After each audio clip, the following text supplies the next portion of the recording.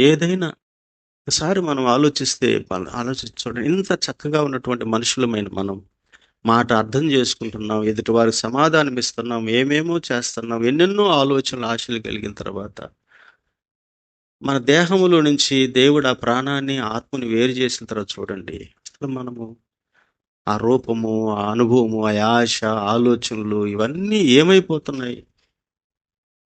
అసలు ఒక్కసారి ఆ మట్టిలో ఊహించుకుంటే ఇది ఒక విచిత్రం.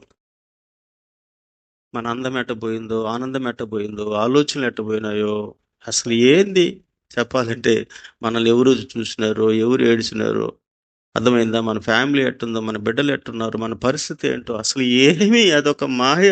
అదొక రకమైన, అది ఆలోచిస్తే అదొక లోకం.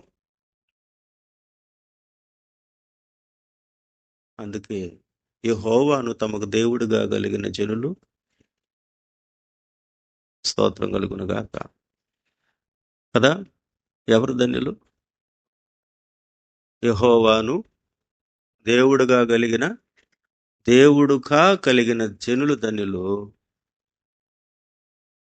ఇంకొకటి అంటే ఇప్పుడు యెహోవా మనకేమయ్యాడు? ఇప్పుడు మనకు ఆయన ఏమై ఉండాలా? ఆయనకు మనం ఏమై ఉండాలా?